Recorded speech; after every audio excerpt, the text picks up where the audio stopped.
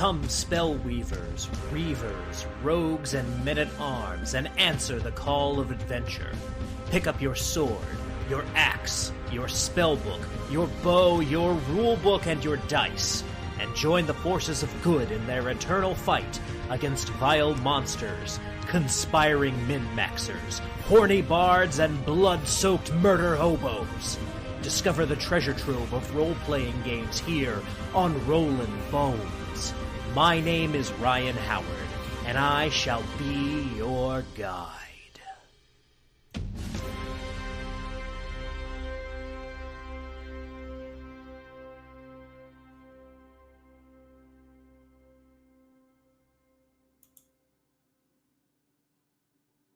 Good evening, Boneheads, and welcome back to Rollin Bones with Ryan Howard, where we are making old school young again. I'm your host and king of the Boneheads, Ryan Howard, and tonight's going to be a really fun, really interesting show.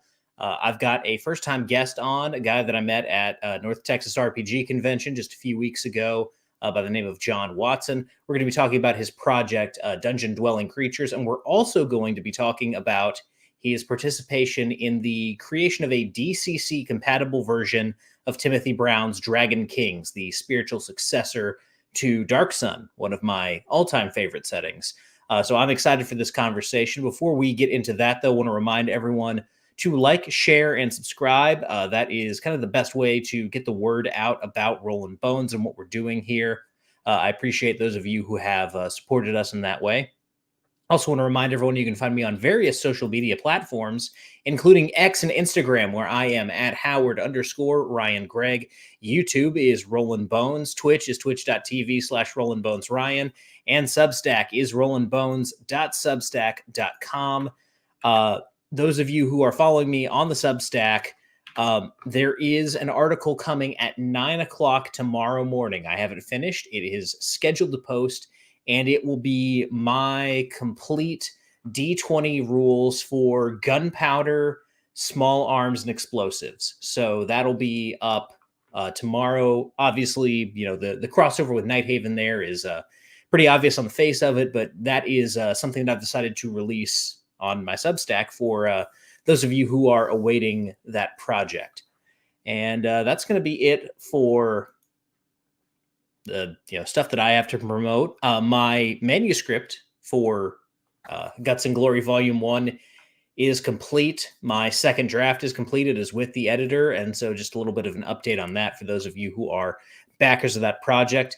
So without further ado, let's go ahead and bring on the man of the hour. He told me that he gets nauseous when he thinks about Athos, but it's a dry heave. Ladies and gentlemen, Mr. John Watson. Thanks, Ryan. Yeah, definitely trying to think of living in that environment. Although that is kind of like Texas, where I call home right now. Mm-hmm. Probably feels pretty close to what Athos or Kithis in this case is like. So, but thanks for having me, Ryan. Oh, no problem at all. Just because we've only interacted the one time at North Texas and we don't know each other all that well. Just to kind of ask the beginner question of beginner questions, how did you kind of first encounter role-playing games and what got you hooked on them in the first place? Yeah, I think that's a typical question a lot of us get and fun to hear typically. So I was hanging out with my friends playing video games and a lot of RPGs, like I think a lot of us that are in this hobby did. And I remember commenting to one of them when I was like, gosh, 12 or 13, something like that. Man, wouldn't it be great if we could play in a world like this? And one of them said, well, we can. Have you ever heard of Dungeons and Dragons? Which I think is what most of us cut our teeth on. And I was like, no, I hadn't. And we kind of did our own thing then where we literally were like wandering around somebody's living room blindfolded what Odom described we were doing. And it was not playing D&D at all. And then later I met a friend that actually had the books. And funny enough, my first character I ever played was a Thri-kreen, not in Dark Sun, but that got me interested in, well, what is this big Mantis Warrior thing? And then the rest is kind of history from there. Dark Sun was actually the first setting book I ever owned. And been playing ever since in one capacity or another. So gosh, that's over 30 years now that I've been in the hobby, and it's definitely one of the two big ones in my life that I've got. Gotcha. Yeah. Yeah, it's interesting, and I forget this a lot of times, and maybe some people out there don't realize this. Although my audience is older than I am and experienced a lot of these books as they were coming out, but people forget the Thri-Kreen were originally introduced as part of Forgotten Realms, if I'm not Hmm. mistaken.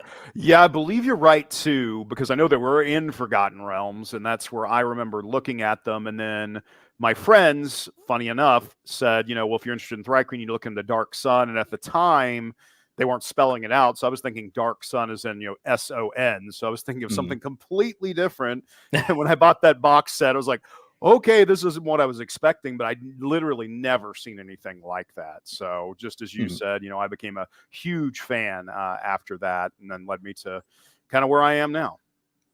Yeah, so that first brush with Dark Sun, I think a lot of people experience. There's this weird kind of almost transcendental feeling that I got when I first encountered Hmm. Dark Sun. This kind of, what is this thing that I'm looking at? It's D&D, but it's not.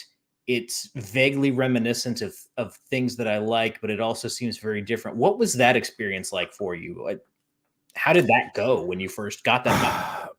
That's a great question. It was kind of like when I was looking through it, I was intrigued by even some of the layout. Back then I didn't know the terminology, but they were really fond of flip books, Mhm. which I actually really like for their adventures, especially where the GM had one. It is kind of odd, to be honest, to use that as a game master running your game with a flip book, but I did like the player handout one where it's like, flip to this. This is what you see.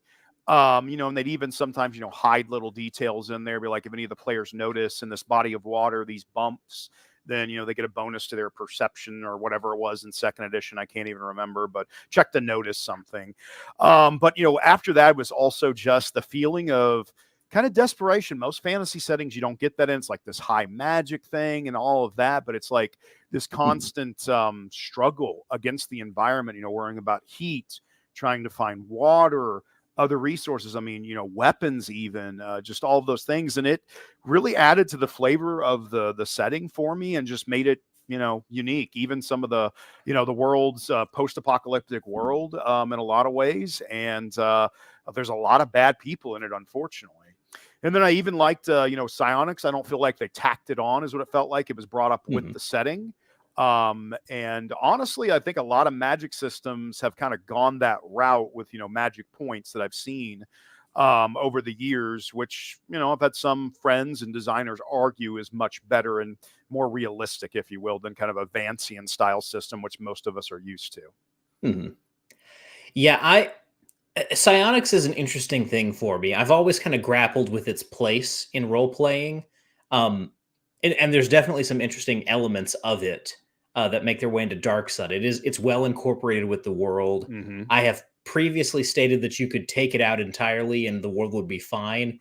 I no longer think that. Just the more that I've gotten into Dark Sun, Hmm. the more I realize just how much is baked into the cake there. But the magic system in Dark Sun, just the arcane magic system, has always been fascinating to me. Hmm.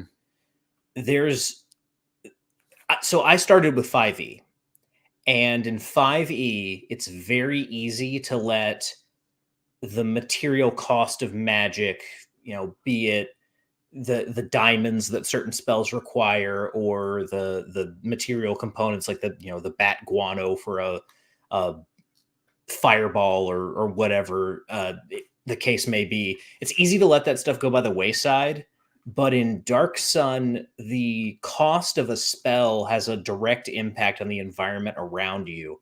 And I always just thought the image of the sand around a spellcaster turning black as he just like unleashes a giant fireball was metal as fuck and cool. So Yep, I agree with you. And when you said that, I can relate completely. That was probably my first interpretation of it. Yeah, the sand around you turns to like even sometimes like obsidian or something like that, like completely devoid of nutrients. Because sand mhm. has a little bit in it.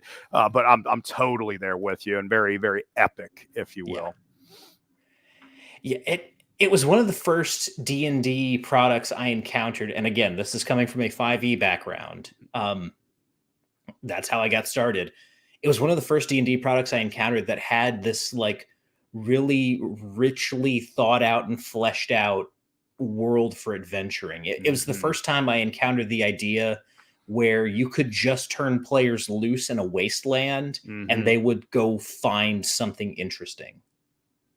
Yeah, I couldn't agree with you more. And I think that was probably my attraction to the setting too. It had such a rich history. And even now, I'll sometimes come across a book or even a material I had no idea about where I talked to another fan on, gosh, I can't remember the name of the Facebook group, but where they'll talk about certain things like, man, I didn't even realize that existed in Dark Sun. Mhm. You've got what was it, the Riders of the Jagged Cliffs, which are these really interesting halflings. For example, they weren't released till later, but they use like biological technology kind of, Mhm. and look like only these little, like a combination between a halfling and a predator. Which I know the halflings are already really interesting in Dark Sun, but there's all sorts of hidden little gems like that throughout the setting Mhm. that I just love. I couldn't agree with you more. Yep.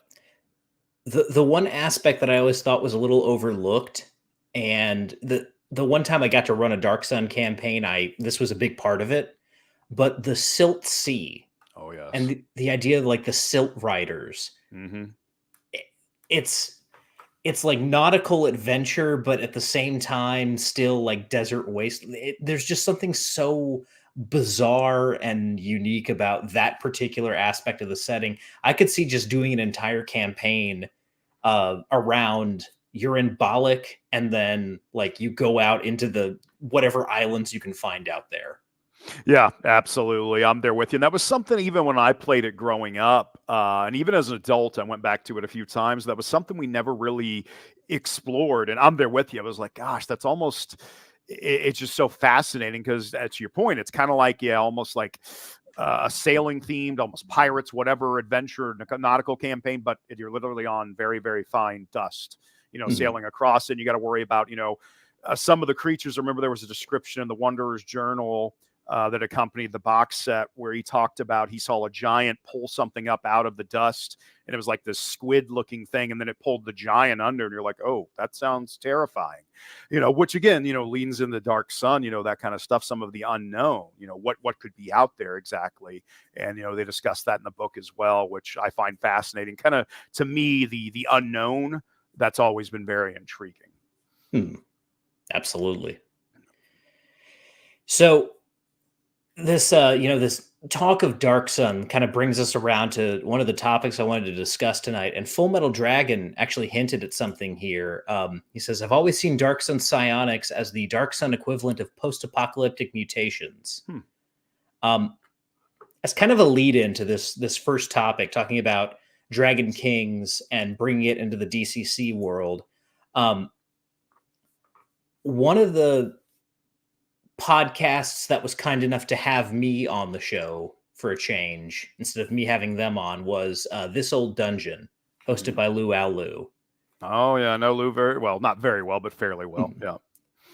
Yeah. And he said, "Hey, what are you interested in talking about?" And I said, I'd like to do an episode on Dark Sun." And he said, "All right, that's cool with us. We all like Dark Sun." And so it was me and Lou, Bill Barsh, and Edwin Nagy. And I didn't know what to do for the show, so I kind of wrote an entire DCC supplement for Dark Sun Oh wow. and and sent it to Lou. It was like 15 pages long, and he goes, "This is more work than anyone has ever done to do a show." And so Oh. that's what I presented him with to go on the show. I didn't even know that Dragon Kings existed at this point, but it is. So tell us a little bit about Dragon Kings. Just what is it for people who haven't heard of it yet? Yeah, absolutely. So, as you said, it's the spiritual successor to Dark Sun. Tim Brown, one of the three original creators of the original Dark Sun, came up with it because, unfortunately, as many of us have come to the conclusion, and I believe they even kind of said it, Wizards of the Coast does not plan to do anything with, or Wizards, excuse me, anything with the Dark Sun property. So there's a lot of fans out there. So a lot of similarities, but different enough to where, it's not going to be exactly the same, but very close. It should scratch that itch because, there's a lot of other people that have tried to do similar things, but it wasn't quite there. You had to kind of skirt around it. So, some of the similarities are, of course, there's a lot of desert, that is around as well. But they do have, ice caps and stuff on the planet of Cricus is the name of it, or Crithis, excuse me. If I could say it one more time, Kithis. Sorry, the Cricus you just brought up there threw me off, which are the bug people. But Kithis is the name of the planet. Similar things, I know a lot of people don't like to talk about it, but there is slavery. Of course, those are the bad people that do that. Your players are, the antagonists trying to either break free from the change, free others, things like that of that nature. Now, also the Dragon Kings, because there actually was a supplement for the original Dark Sun called Dragon Kings, where it described basically high-level play and how you could become or make your character eventually one of the Dragon Kings or Queens that ruled over the city-states on Athos. So in this, the Dragon Kings, they were benevolent rulers that ushered in, civilizations, and then they disappeared. Nobody knows what happened to them. So a little bit different there. So they're not necessarily all of the Dragon Kings and Queens in Dark Sun were evil. In Dragon Kings, that's not necessarily the case. That's one big difference there. The other one, too, is, races where, in Dark Sun, you did have, the humans, halflings, elves, half-elves, things like that. Those are non-existent in Dragon Kings. You have the Oratol, which are these lizard men that just barely started civilization. So they're very savage. That's a picture of them right there. So they're much more adept at fighting with their hands and teeth. They can do a little bit of blacksmithing, but they're just not great at it. Very, very basic tools, things like that. Very hardy and warrioristic, though. They're also, have a nickname of cold skins, hence because they're reptilian. Then there's the Cricus, which are the bug people. Unlike the Thri-kreen, which are like mantis warriors, they almost, in some ways, to me, somewhat look like a beetle-ish. They do, it's hard to see, but they do have 6 appendages. They've got the 2 they use as legs, like in this picture, and then 2 that they use as hands. And there's another 2 right below between the legs and the hands that can kind of come out, and then they go on all 6s and can run really fast. They're, like you would think, most insects are a very hive nature. The ones that you play the individuals, because the rest thinks of the hive, they're the warrior caste of the Cricus. So they do have their own individual thoughts, feelings, things like that. The Cricus also have different colored chitin, however you pronounce it. And those typically they don't get along. They're like the ones with the yellow chitin don't like the ones with the red, etc. Are often at war and such. And then you've got the Pachyar, which kind of I was like, well, that's an interesting version of doing a half giant, where it's like this centaur that's half elephant, half man, and massive, just huge. Has these giant tusks and everything. They primarily live on the equator in nomadic bands. Very big, powerful, and kind of like scratches that itch for half giant, but still very different as well at the same time. Tim did just a great job on that. And then the last one, that there's a couple more which we're bouncing around the ideas of. The last one I know we're definitely going to detail for Dungeon Crawl Classics is the Penmei. They're smaller humanoids, not like halflings. They've got really big eyes and such. And they also have a prehensile tail. So it's not strong enough to use a weapon or anything, but can definitely help them with skills and stuff. And they're kind of like a skill monkey, no pun intended, from what I kind of described you there. But, those are some of the new races. And of course, you've got different tribes of humans and stuff. Also with magic, bringing that up.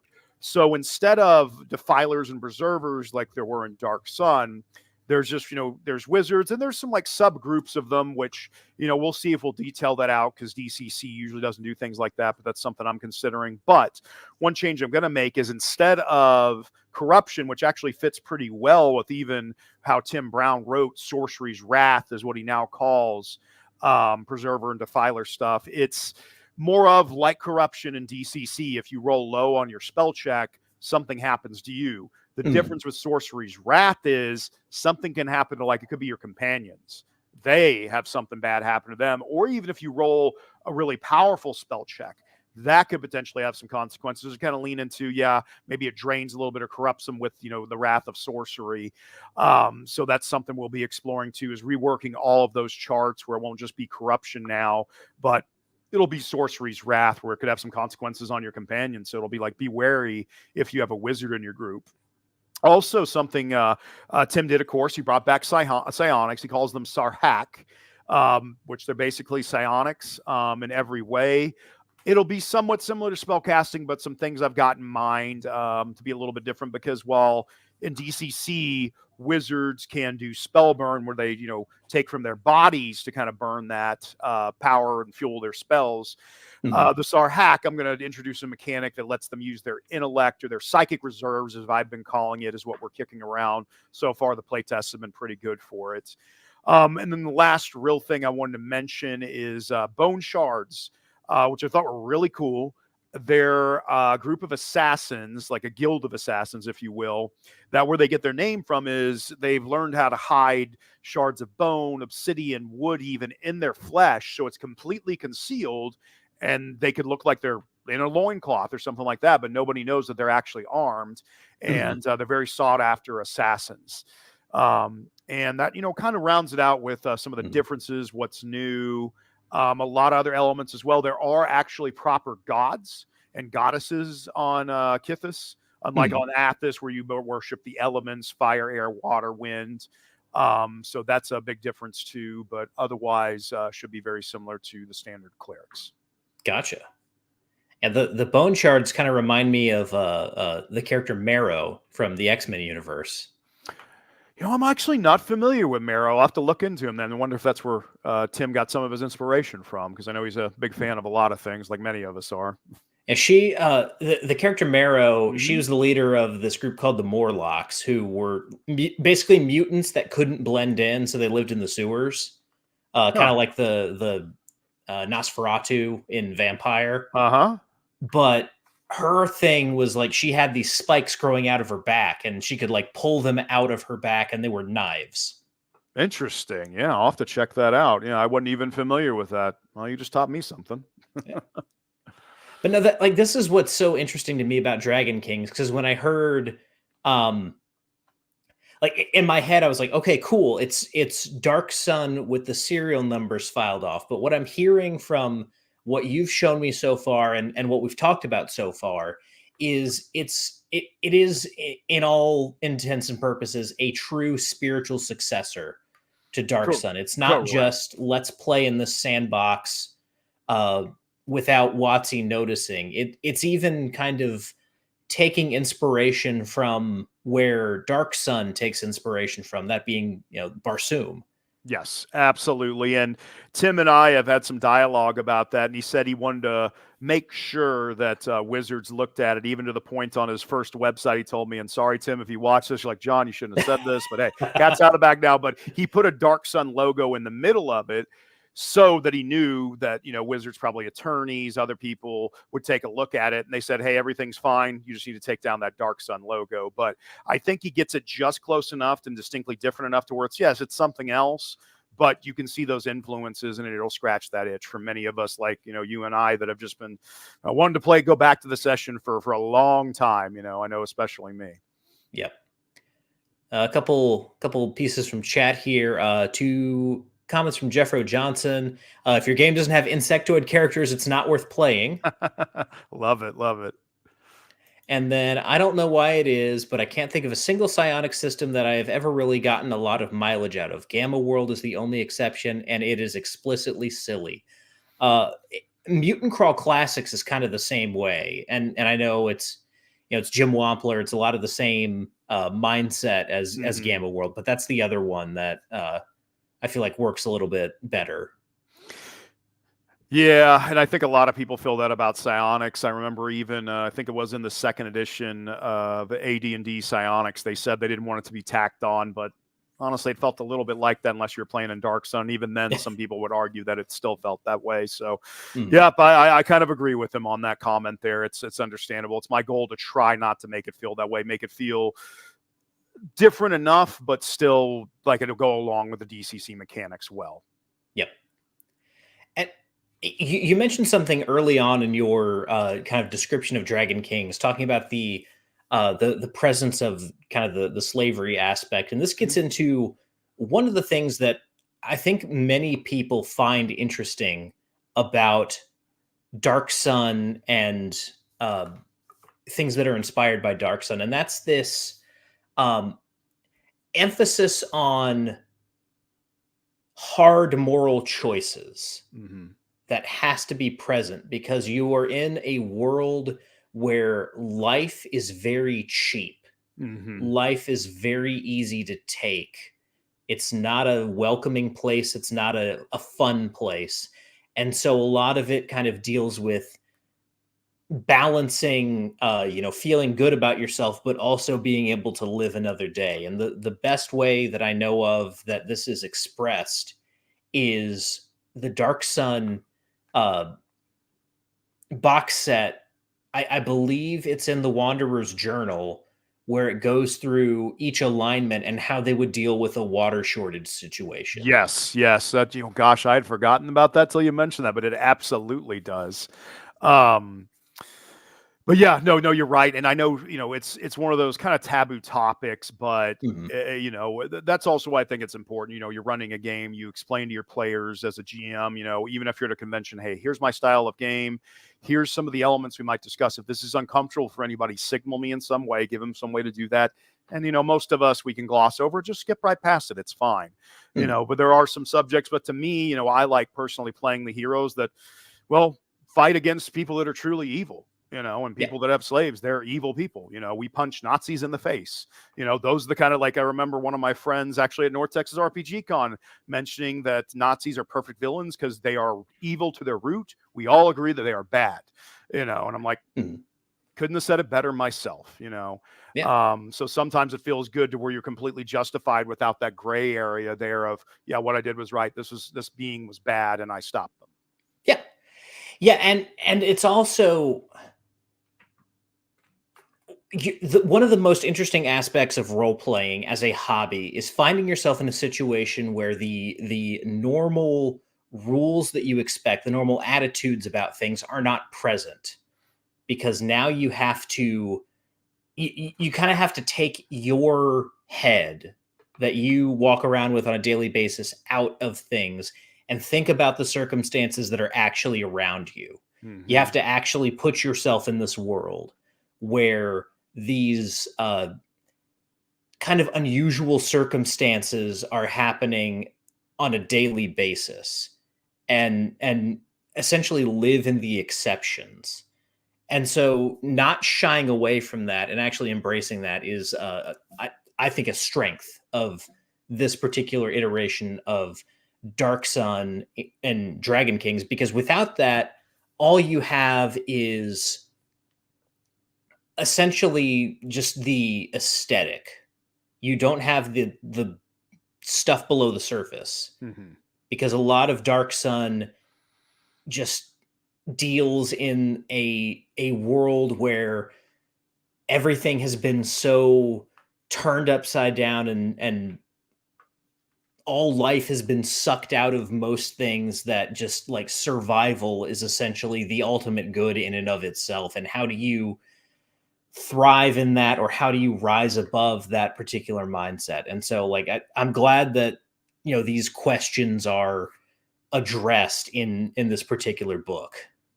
Yeah, absolutely. Me too. And I was happy to see that as well. I mean, Tim doesn't focus on it as much as they did in the previous versions, but it is definitely brought up and addressed in the book.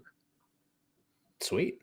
So what is the What's the rollout going to look like for Dragon King's DCC? Is there going to be a Kickstarter campaign? What can people Yeah. expect? Yeah. So what we're looking at, talking to Tim about that. So he's already got a timeline so Dragon Kings is going to have its own system.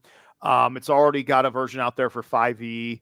I want to say 13th age as well, and I cannot remember whatever rules system. But I approached him when we worked on, funny enough, Torg Eternity together when we were both at Ulysses Spiel, and I didn't know it was that Tim Brown until I was talking with him. I was like, "Oh, you're that Tim Brown? Oh, wow!" And after I stopped fanboying, we started talking about this, and I mentioned you ever done it for DCC. But sorry, I digress a little bit. But to answer your question, so early next year, he's going to launch the Kickstarter, which will include Dragon Kings for DCC. We've already approached Joe Goodman. Thanks for your blessing, Joe, on it. His exact words were, I think, sounds like that'll be a lot of fun. Even gave us a little bit of advice on things, which Joe is, prone to do and known for. So looking early next year for the Kickstarter. I don't know the timetable after that of when to expect the products, but hopefully pretty quickly. Knowing Tim, I don't know him incredibly well, but he is very business-minded, it seems like, in my dealings with him, so I wouldn't expect it to take incredibly long. Yeah. But sometimes we're at the mercy of the printers, too. So yeah. Anything that can go wrong will go wrong with a Kickstarter campaign. So touche. My first one, I learned that the hard way that I did on my own. And so that first campaign you did on your own, was that for Dungeon Dwelling Creatures? No, so we haven't released Dungeon Dwelling Creatures yet. We're still working on that. We're hoping to release some quick play rules this year, but no, it was Hell Train was my first solo thing, a standalone adventure for Weird Frontiers, the DCC Weird West setting, and everything went well. It was a big success. It's just unfortunately the first printer messed it up. But thankfully, my mentor, Lester Smith, who's been in the industry for a while, gave me some advice. So I had planned for the release date to that be engineered that there would be a mess up, and still was able to deliver everything ahead of schedule, even though the printer, first printer, terrible product they gave me. I was like, I can't sell this. This is no good. So, but we were able to work it out, and everything was just fine. I think everybody got their stuff by September when it was due in November. So I was happy that happened like that. Awesome. And we've got young Steve of Black Lodge Games fame here in chat. He says, just catching this, John is an amazing GM and an even better guy. Glad to see you guys here chatting. At North Texas, this was my the industry is a small town moment, because I had met you the day before, and I knew young Steve and Ginger Frazier just from Black Lodge Games. I'd had them on the show. They'd had me on their show. And so I was hanging out with them. You walk by, and that's when I discovered that you guys have known each other for years. Oh, yeah. Like young Steve and I, man, we go way back. So I lived in Philadelphia for a year, and we were both looking for a gaming group, met playing Werewolf the Apocalypse, the reimagining, like the 20th, 30th anniversary edition, something like that, and just became really, really, really good friends.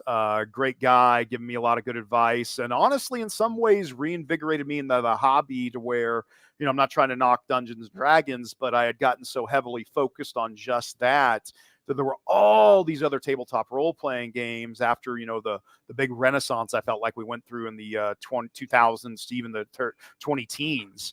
Like he showed me Numenera, and I was like, oh man, I've read about this and I want to play it. Just all sorts of things, and also one of probably the best role players I've ever encountered in the hobby, which I don't say that lightly. But yeah, I was happy to that we kind of, like you said, it's kind of a small world in gaming. When we ran into each other, and you knew them, and he mentioned you as well, so I thought that was awesome.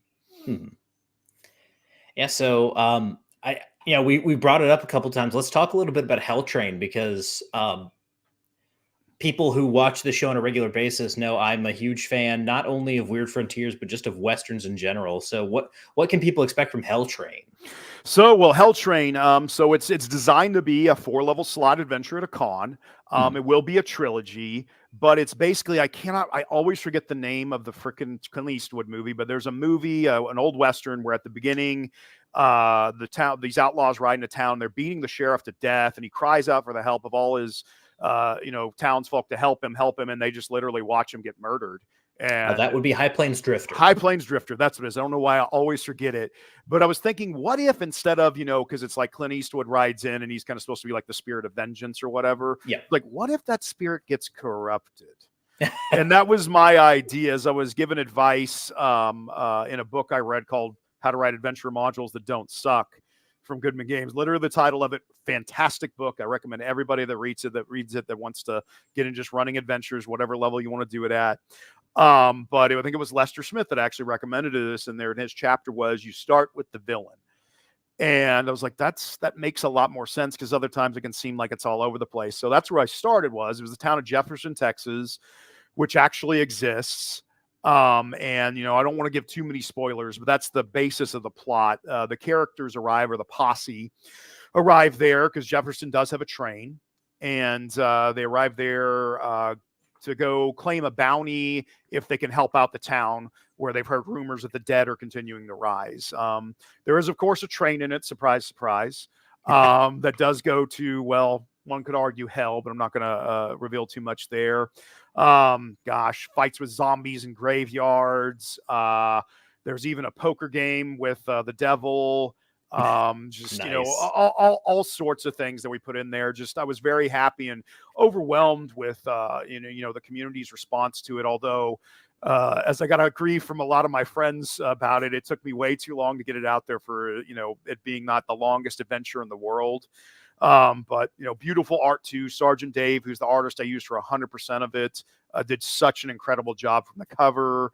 And what was wonderful is he was one of the first play tests I did on it. So he got to play in it. So doing the art, he was like, John, do you mind if I write this scene? Because there was a scene where he was playing a luchador and he put a chokehold on a zombie, and was like, dude, put it in there. Yeah. And it looked awesome. I loved it. So yeah, those are the kind of things to expect from it. It'll be in Weird Frontiers. They talk about the near. So it won't be in the physical world, but it'll be in the near, the spirit world. Part of the adventure will take you there, which is interesting. You might even find a town of ghosts, if you will, in the adventure. And those are some teasers about it. And there is a lead up to how to go to the second adventure. I'm calling Cold Trail, which I've only play tested that once. And it's basically the culmination of the adventure, or the series, if you will. The 3 adventures is catching up with the gang that murders the sheriff, called the Cottonmouth Gang. And that's kind of where the first one leads off. And then Cold Trail is you're on the Cold Trail to try to find the Cottonmouth Gang. And then the third one I've already got planned in my head will be called the Cottonmouth Gang, where you confront them. Sweet. So you live in Texas right now. Correct. You have these adventures planned out for Weird Frontiers, and so I just have to ask: Are westerns like a big thing that you grew up with, that you love? Is that like a genre that you have a lot of affinity for? So, ironically, my dad would probably frown at me if I told him this said it in front of him. If he ever sees this, sorry, Dad. My dad loves westerns. He'll even sit there and just watch Gunsmoke on repeat. Now that's one of his favorite pastimes, loves it. I mean, there's a lot of episodes of Gunsmoke to do that with, but when I was younger, no. But as I got older, one of my friends kind of got me into westerns because we had discovered Deadlands and the role-playing game, and we were like, well, that's kind of interesting. And then I got more appreciation after watching like Unforgiven, Clint Eastwood's performance in that, of this kind of the bad guy that in some ways becomes the good guy. The sheriff's maybe a bad man. It just blurs those lines. It was like, wow, I like that. And then one of my friends made the comparison between gunfighters and samurai. I know a lot of us know those comparisons, especially even with I think almost every single one of is it Akira Kurosawa that did the Seven Samurai. Every one of those movies has been converted into, or of his movies has been converted into a western, from Magnificent Seven, Yojimbo, which is Last Man Standing. I mean, almost anything and everything you can think of. So I was like, wow, that's rather compelling. I never really thought of it like that. So that got me more into westerns as a genre. And I went back and watched some of the older ones. Definitely watched some newer ones too, like Open Range. What else am I'm missing something here. I've been meaning to watch Jonah Hex. I don't know how good it'll be, but I know that's like a weird Western, but I was like, well, that's kind of the genre, that I've done some writing for and been a fan of for a while. So no, to answer your question just directly, no, not at first, but as I got older, I started to explore the genre more and saw some honestly powerful movies and powerful scenes. Like even heck, the Cowboys. I think that's the one where Clint Eastwood, not Clint Eastwood,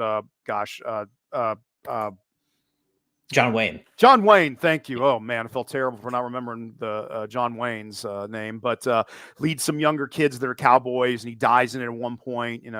True Grit, the original and the remake. Great movies. Just there's a lot of powerful stories there. So yes, I've become more appreciative of them as I've gotten older. It wasn't until probably my mid-20s or so that I really got into the genre, though. Mm-hmm. So as far as Jonah Hex goes, as both an aficionado of Westerns and a lover of DC Comics, the comic series is very, very good. The old ones are classics. The movie is awful. Yeah, I was kind of worried about that. That might have been the reason I still have not watched it. It's been out for a long time now. But there is, it was released as DC Showcase Jonah Hex. It is an animated short film. Oh. I believe you can find it on YouTube. That is very, very good. Okay, I'll have to check that out too. All right. And Thomas Jane is the voice of okay. Jonah Hex in that. I really like Thomas Jane. That's awesome. Okay. But yeah, I mean, like Jonah Hex is a great character, and it's a shame about that movie. But yeah, it's unfortunate when it doesn't transfer to forms of media, or the person trying to transfer it to that form of media just doesn't do a great job of it. So. And then there's another project that you have here that I wanted to discuss a little bit, and that is Dungeon Dwelling Creatures. And we actually have a little bit to show here, so let me go ahead and bring the screen back up for everyone to see. Tell us a little bit about Dungeon Dwelling Creatures. Well, Dungeon Dwelling Creatures, I was talking with David Beatty, the author and main designer of Weird Frontiers, who, funny enough, got me into playing DCC. I met him at Gen Con, played in his tournament and won the tournament. I was like, well, I guess I like this game. I mean, I'm good at it at least. And he invited me to do a little bit of work for him on Weird Frontiers. And at one point he kept talking about, kind of having a, niche with Weird Frontiers, although I think it's blown up much larger than that. A lot of people love Weird Frontiers. And I was thinking on my way back home from the Long Con one year, which is in Longview, Texas, great con for any of those local Texas or even wherever else you are. I mean, I know Lou will be there as a special guest too. Great con. Sorry, little shameless plug for my friends that run that. But I was on my way back from that, and I was thinking, I was like, what is there missing from DCC? We've got Star Crawler for sci-fi. We've got Mutant Crawl Classics for sci-fi and post-apocalyptic Gamma World kind of stuff. You got the regular DCC. We've got Weird Frontiers for Weird West. I was like, what's really missing? I was like, playing monsters, And I was thinking of the old Humanoids Handbook from 2nd edition D&D. And I was like, gosh, that would probably be really cool. I mean, think about, all the possibilities with that you could play. So I was driving, and then as soon as I got home, I just got to my notebook and just started taking notes furiously of what we could do. And at first, I remember I only approached a few people about it, including David Beatty. And I had mentioned, well, I'll make the goblins to where they can take classes. He's like, no, John. And this was his biggest and best contribution to this. It should only be race classes. There should not be a single class. It's like, that's right. That's exactly right. Thank you, David Beatty. So again, officially, thank you, David Beatty, for that big contribution to this. So all race classes, which I think is very appropriate to it.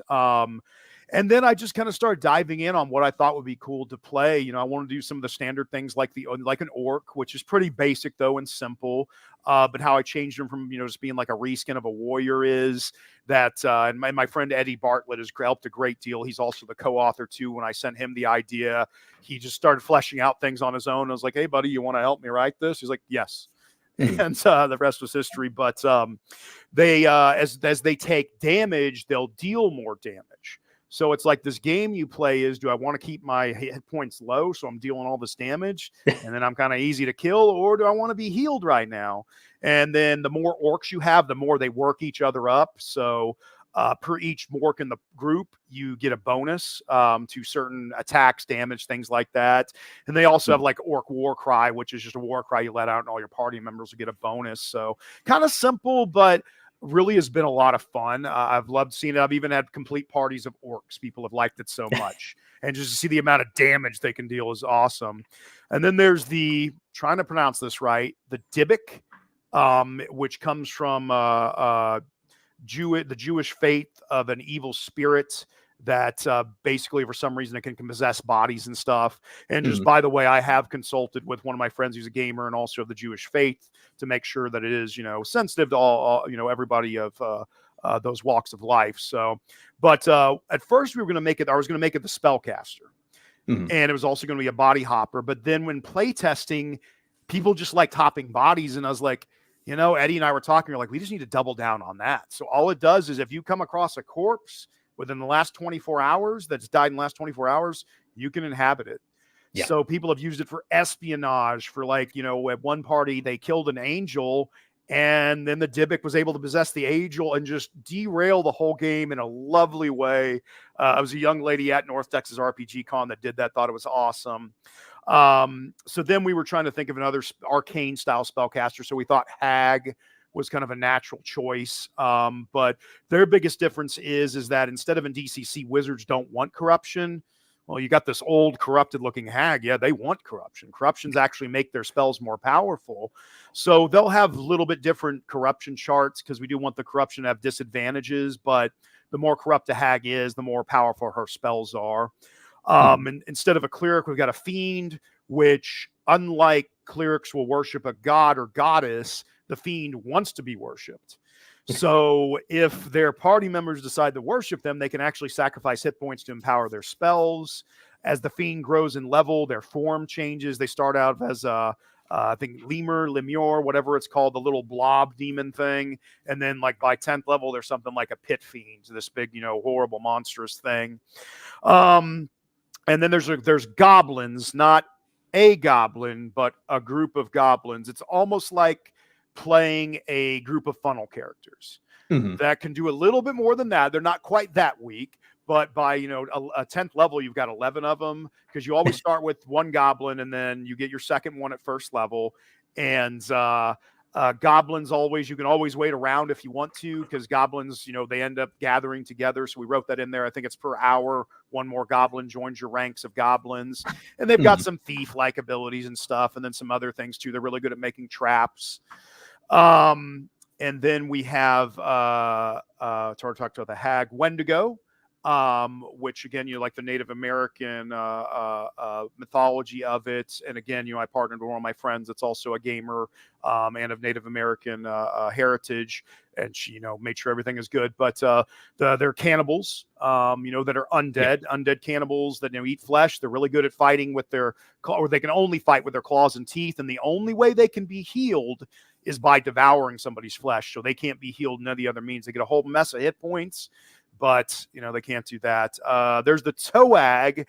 So I wanted to make a legally distinct mind flayer is what it comes down to. So I was like, what's like a humanoid toad / frog, lives in the dark, uses psychic abilities, can drain people's, we call it draining luck instead of draining, you know, thoughts. So, you know, legally distinct enough, but pretty much like a mind flayer. It's been a lot of fun to play too. You know, I think I feel like I'm missing something here. The Grafted? Yes, the Grafted, which I even read a picture of. So the Grafted, going back to the Humanoids handbook from 2nd edition, there was the Mongrel men, which were just this hodgepodge of things. And you can see the art my artist, Sergeant Dave, did here, which is beautiful. When he, again, got to play in a game where he took some of this from. The difference is we were like, you know, let's change it up to where it's more like a Grafted, almost like Frankenstein's monster in some ways. So you might, like this one has, you know, one horn sticking out of your head, and kind of almost like in MCC, if you're playing a mute and you roll on random tables, you'll do the same in this. But there's one key difference as a Grafted, because I had this happen in one of the play tests I ran, they were going into a giant stronghold to kill all the giants. And there was a dead giant laying there, and the character asked, well, hey, or the player, can I cut off its arm and put it on my arm? I was like, oh yeah, absolutely you can. So there's a mechanic for that. You just got to roll a DC 15 fortitude save. If you fail, you're dead. But if you succeed, you got the big arm or the wings, the lobster hand, whatever. So you can upgrade or change yourself to, which is a lot of fun. And there are some deformities that are not so good too. We thought that really leaned into the OSR kind of style of thing. And then, gosh, what else am I missing? There is something else I feel like I'm missing. That might actually be it for all the classes. And then we've got ideas for other ones. Like somebody brought up, how fun it'd be to play an Etten. Where it might be where we're considering Eddie and I, where it's actually two players playing one character. One of them gets one side, one of them gets the other side. That could be fun. That would be fun. Playing a beholder. Gosh, there's just all sorts of things. I mean, the possibilities are endless. And our plan is we're going to release the core set with maybe some bonus races and stuff based on stretch goals. And then, every so often we'll release little zines or zines, however you pronounce it. I've heard it both, where it introduces new races, as time goes on to add to the flavor. So, people can play whatever they want and see the other side of it. It's been really fun. And at first I was a little worried some players might not be able to get into it, but the feedback, myself, Eddie, and the other people that have been working on it with us has just been overwhelmingly positive. I'm really excited. Every time I run it, it seems like it gets better, and the groups, they just lean into some of the aspects of it, because kind of like we were discussing earlier, and I was going to mention it, where we were talking about some of the, I guess, darker aspects of gaming. Evil is about perspective. I mean, if you really look at it, a party of adventurers goes through a dungeon and clears out all the monsters inside, so they've killed a village, a monster village. Is that not evil? Maybe. It's just like, if you really look at it from the other side of the viewer, it's like, yeah, that is kind of an evil act. So who's really the bad person here? So the monsters in some ways are just trying to get retribution or stop, these adventurers from coming and wiping out their people. So we've examined that a bit too, which has been kind of fun, seeing the other side of things. Here from chat, Harmony Ginger, those muscles. Harmony, that is a grafted. You literally have no idea where those have been. But no, I can personally attest to how fun this system is, because not this past North Texas, but the North Texas before that, I was actually in one of the play tests that Eddie Bartlett did. Awesome. With the village of Hamlet. So I got to experience that, and that was a lot of fun. Yeah, I got to play it as well at one point, which is rare that I get to play, but it was a blast. And that's something else we're going to write rules for, is like the other side of even a regular adventure, how you kind of run that from the monster's perspective. Put that in there too. And also a good game that I'm going to force my friend Ian Rucker, and I'm saying this on here so he'll hopefully see this and be like, I've got to write it. He wrote one, I can't remember what he called it, but it's basically, the plot is that you're all monsters in the service of this massive giant, and then the forces of good come through and start wiping out like giant communities of people. You're the last few survivors that make it away while your giant lord defends you, and you've got to go find a new lord to serve. And you've got choices between a dragon, a demon, and a half vampire. Or something like that. And it's just how he did it. It's like, one, you got that 3 aspects. So it's very different, because he's had people play all 3 sessions trying to see if they could go to a different one. And it's just, man, it's a really good game. He does such a great job with it. Really captures what, in my opinion, being a monster is about. And, so I'm hoping he'll agree to publish that at some point when we release this. Have you guys given any thought to like creating systems of basically like dungeon creation from the side of the players, where they kind of set up their own labyrinth instead of having the GM set it up? They set up a dungeon to either like funnel, their enemies into a certain location, or to protect their treasure or something like that. Yeah, absolutely. So some of the rules that'll be written in there are handling things just like that, because that's honestly probably one of the easiest go-to is, like, we hear the adventurers are going to raid our dungeon, our spies found out, we got to prepare, to fight them off. So that too. And then there's even, there was a game I ran, I think at North Texas this time, where I intentionally left it very open-ended how it could go. And that's what the party decided to do. They basically found a way to travel through time and went back in time enough before the adventurers got there. And they decided what they were going to do was just fortify their caves. And that's what they did. And were able to like basically lay a bunch of traps for the adventurers and take them all out before they got super powerful and gained all these levels. So yes, there's definitely going to be that, because I think that's something that'll be a lot of fun, because it's different. You don't get to do that very often in my experience gaming, and heck, that's been 30 years. So yeah, this from the beginning, and this is one of the things that got me to actually sign up for the game initially. This reminds me a lot of there's this old PC game called Dungeon Keeper. Yes. And yeah. Sorry, go ahead. Oh, just for anyone unfamiliar, it was kind of like a base building strategy game. It came out in the mid to late 90s. It was a Peter Molyneux game before Fable.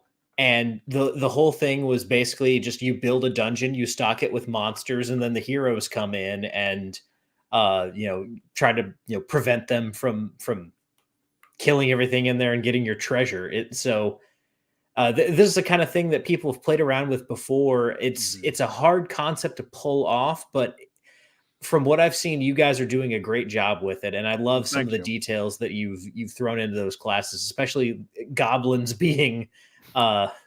As you level up, you just get more of them. That's great. Yeah, it's been the goblins were a little bit of a trial. We had to get it just right, because at first we were having the action die of the next goblins going down, but we ran it at higher level. It just didn't really work out. Them rolling like a D14 to hit with very little bonuses. It wasn't going to work. So they all roll D20s now. But yeah, goblins, they always just, people that play them, they just have such a wonderful time doing it. In a variety of different ways. And what just amazes me is just the creativity with some of the players. And I'm like, man, I never would have thought about that, as a designer as well, but thank you for doing that. Now it's something I'm probably going to include in here, rules about that. So. Gotcha. Well, that, again, I have played this system.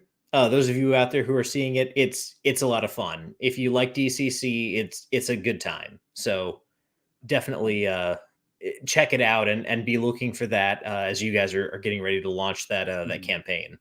Absolutely. Yeah. And our goal is, so I'll have a website out soon. I talked to a web designer to do that. She's currently busily working that, also a gamer. So that's a bonus. So she understands, kind of the things we're looking for. So we can at least get together an email list. Kickstarter probably won't be till next year, but this year we're definitely going to release some fast play rules that are super affordable. So people can get out there and actually start playing, because I know a lot of people have been asking about that quite a bit. Yep. Slacarius here in chat. We were literally just talking about Dungeon Keeper. Yep. And it's funny when you mentioned that, I knew exactly what you're talking about, because I think the first level, it's like some knight that invades or something. It's like, sir, such and such. And I just remember there's like a timer or something, and then he comes in all with his sword and everything. And that's exactly what I envisioned when, planning for the heroes coming in, if you will, that scene right there. So, yeah. Now, we've talked a little bit about some of the campaigns that you are, you have going on that you've successfully completed. I want to ask you kind of a personal question here at the end, because you are a very large guy. For people who have not seen you in person, it's very clear that John Watson lifts. For anyone who is not familiar. Something that I found interesting, there are a lot of bodybuilders, strong men, power lifters, strength athletes broadly, who, when you talk to them, they mention things like, oh, when I was younger, I was really into Dragon Ball, or I really liked Conan the Barbarian with Arnold Schwarzenegger. As soon as I saw that, I was like, I want to be like that. I want to look like that. In your earliest exposure to these hobbies, to seeing, basically people of heroic proportions, was that something that had an impact on you as you kind of moved into that aspect of your life and that hobby that you've pursued? Yeah, absolutely. Schwarzenegger, funny enough that you mentioned him, has been a somewhat of a role model of mine in a wide range of different aspects since I was a kid.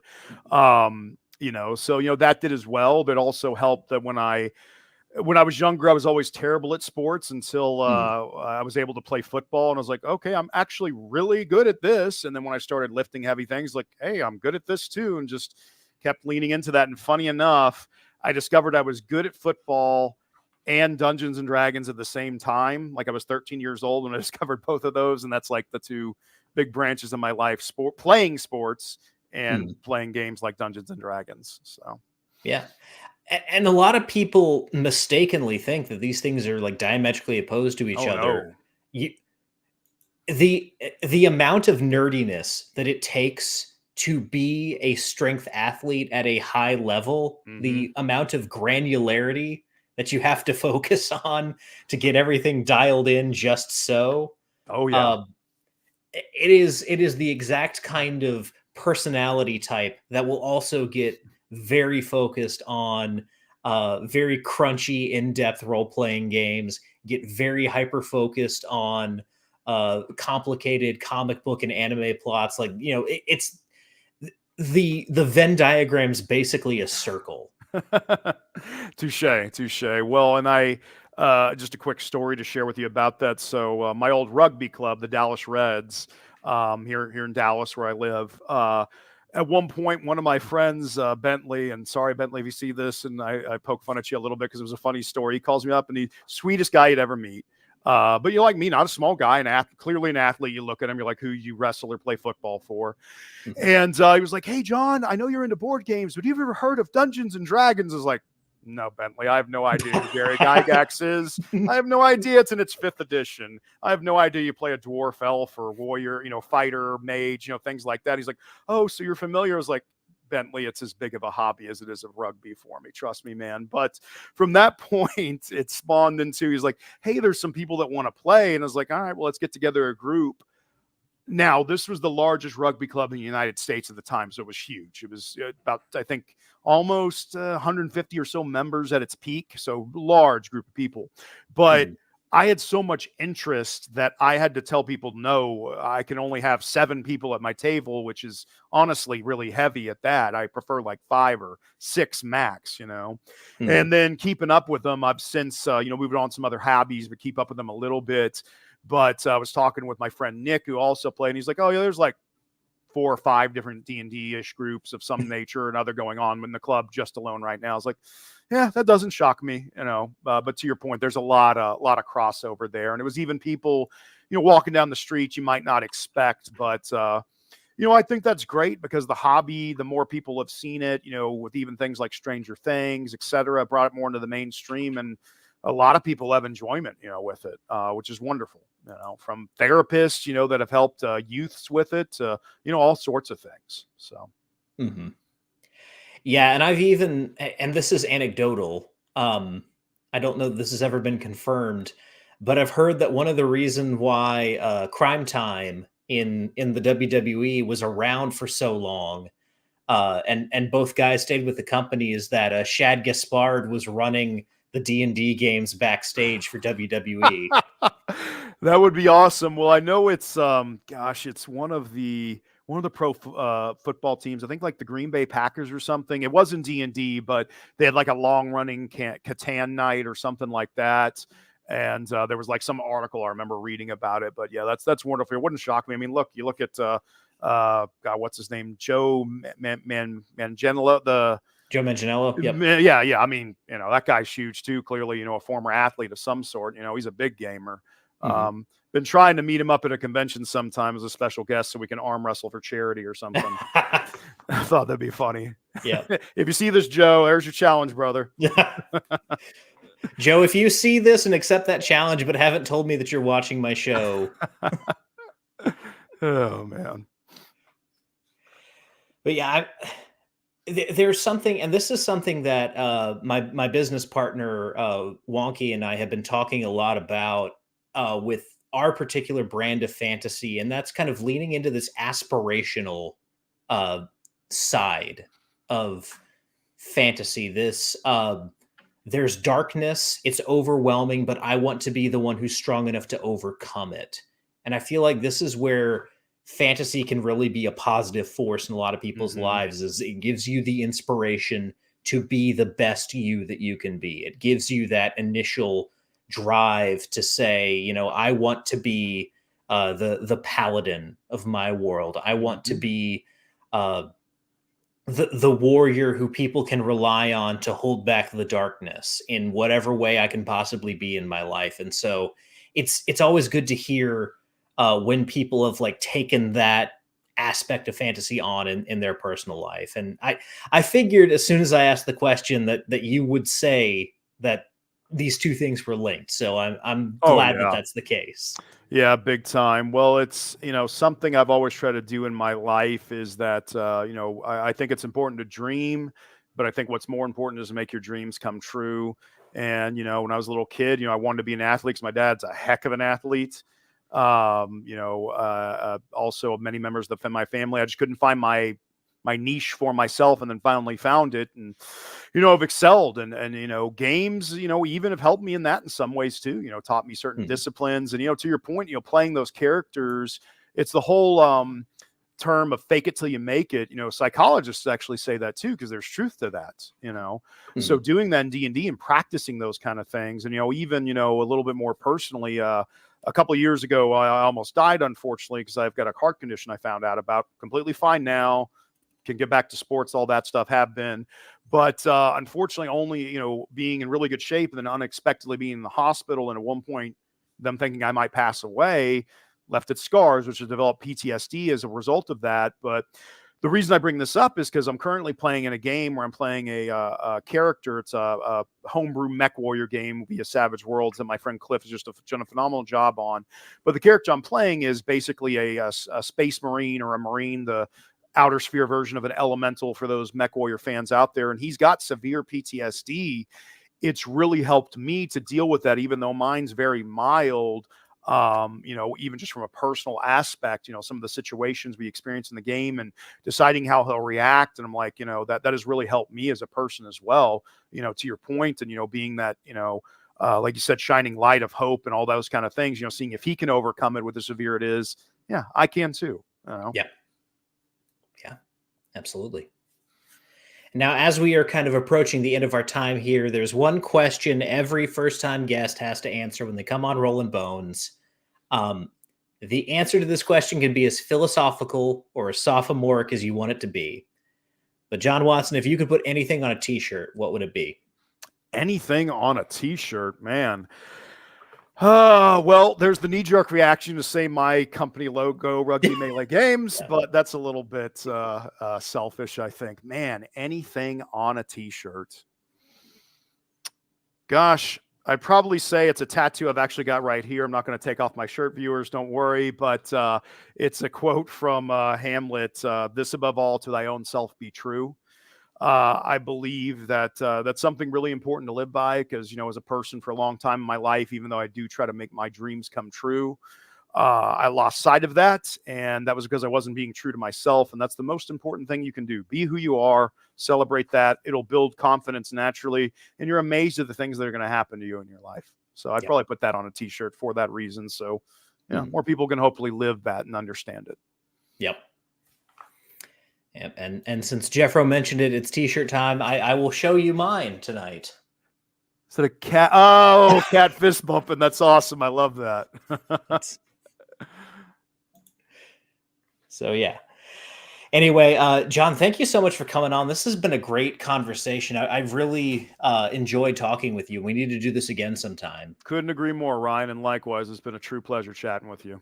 Yeah, let me know when any of these campaigns are launching, and we'll bring you on. Hell, Eddie's never been on the show. We can bring you and Eddie on when you guys get ready to that would be launch great. that. I'll reach out to him about that. Absolutely. Yeah. That was one of the things that Matt was giving him shit about at North Texas. He was like, "I've been on Rollin Bones. Have you been on Rollin Bones, Eddie?" Well, in their relationship, I know Matt's a little bit more of the outgoing one than Eddie is. Not to say Eddie can't be outgoing. Eddie, love you, man. But yeah, we need to get him on here. I'll make that happen. Yeah. So we will do that. But guys, next week, we are going to have a returning guest. It is going to be the one and only Alchemic Raker. He is coming back. He currently has a project that he just recently released. He's been kind of working in the chainmail ethos, and I'm buying myself time as I look up the name of his project. I'm sorry, Raker. The Old Lords of Wonder and Ruin. So we'll be talking a lot about chainmail, Zero E, the three white books of the original Dungeons and Dragons, and his interpretation of those rules in the Old Lords of Wonder and Ruin. So that is next week with Alchemic Raker. John, once again, thank you so much for coming on.